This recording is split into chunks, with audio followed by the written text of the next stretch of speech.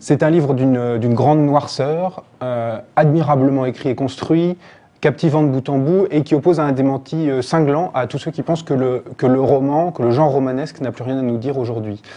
C'est très difficile de le résumer, vraiment en 2 mots, à travers les destinées de 2 jeunes frères d'origine algérienne qui vivent dans la banlieue parisienne. L'auteur du Serment des barbares et de Poste restante à Alger tresse dans le village de l'Allemand, articule ensemble quelques-uns des sujets les plus brûlants, qui sont tout simplement la situation politique en Algérie, celle de certaines banlieues françaises en proie à l'islamisation, l'extermination nazie et le terrorisme islamiste. Tout ça se fait à travers les destinées donc, de ces 2 frères qui découvrent que leur père était un ancien officier nazi. Alors, à l'occasion de son très bref séjour à Paris, nous avons la chance et l'honneur de le recevoir aujourd'hui. Bonjour Boualem Sansal, merci infiniment d'être avec nous. Dans l'entretien que publie l'Obs cette semaine, vous racontez d'abord que ce roman, Le village de l'Allemand, est né d'une histoire vraie, qui révèle un passé souvent occulté depuis 1945, notamment en Algérie. Oui, tout à fait. Il y a une vingtaine d'années, alors que je me baladais à l'intérieur de l'Algérie, je suis tombé par hasard sur un petit village qui m'a étonné, qui était assez curieux et très différent en tous les cas de nos villages, ce qu'on appelle nos douars. Et je me suis arrêté pour prendre un café et dans la ville, le chef-lieu de ce département, j'ai rencontré des amis, je leur ai posé la question, j'ai trouvé un drôle de village et ils n'avaient pas fini de dire ça, qu'on m'a dit « Ah, le village de l'Allemand ». Évidemment, quand on vous dit ça, ça vous interpelle. Et donc on m'a raconté que dans ce village habitait un ancien officier SS qui avait fui l'Allemagne après la débâcle nazie à travers la Turquie, l'Égypte, et qui, lorsque la guerre de libération a démarré, est arrivé en Algérie comme expert, conseiller militaire envoyé par Nasser auprès de l'état-major de l'ALN. L'ALN, c'est l'armée de libération nationale. Voilà. Et à l'indépendance, le gouvernement s'est trouvé très embêté d'avoir dans ses équipes un ancien SS qui avait à traîner ses guêtres dans tous les camps d'extermination. L'Algérie a évidemment besoin de se construire une habité. C'était un État, un membre de l'ONU.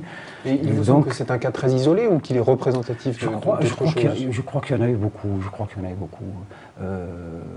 Durant la guerre de libération, évidemment, les Algériens se sont battus, mais ils ont reçu de l'aide de partout, des pays frères, des pays de l'Est, des pays arabes, des Cubains, des uns et des autres qui venaient en renfort, soit en tant que conseiller politique, conseiller militaire, et même des aventuriers de tous bords qui avaient envie de se battre dans leur esprit pour une juste cause.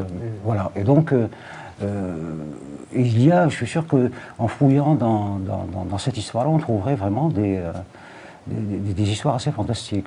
Et celle-ci en est une, donc un ancien SS et qui finit sa vie en Algérie. Dans le roman, ça se termine de manière tragique pour lui, mais dans la réalité, il est mort de sa belle mort, tranquillement, honoré, respecté dans son douar. Voilà. Et ça m'a interpellé. Voilà, un homme qui a participé à la Shoah, qui est le crime absolu, le plus terrifiant qu'a commis l'humanité au cours de son histoire, et qui finit sa vie comme un saint homme, quoi. Donc, ça c'est révoltant. L'idée est révoltante que des gens qui ont commis de tels crimes puissent échapper à la sanction. Mais je pense aussi aux gens chez nous, islamistes, mais aussi militaires, qui ont commis des crimes aussi abominables et qui ont échappé aussi à la sanction, à la justice. Et je me suis posé la question, c'est l'histoire, ça. Quand on découvre ça maintenant, comment on réagit? Alors j'ai inventé à cet Allemand deux garçons. Un cultivé, donc j'ai voulu qu'il soit un homme cultivé, instruit, donc qui réfléchit, qui est capable de faire des recherches et d'analyser la situation et de dire comment il va réagir.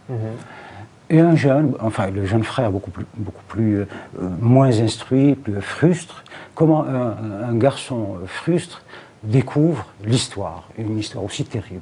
Donc voilà, et donc c'est le cheminement de ces deux garçons qui héritent d'un passé terrible de leur père et qui sont eux-mêmes dans une situation qui tout d'un coup, ils voient qu'il y a beaucoup de parallèles entre ce que leur père a vécu, a fait, le nazisme, la Shoah, et ce qu'eux-mêmes vivent en Algérie, l'islamisme, qui utilise les mêmes techniques et a la même finalité que le nazisme, et dans les banlieues françaises, puisque le jeune frère vit dans une banlieue française, lui est confronté aussi il vit dans un lieu clos, une banlieue, qui fonctionne comme un camp de concentration. Un camp de concentration, quand même. Voilà. Ouais.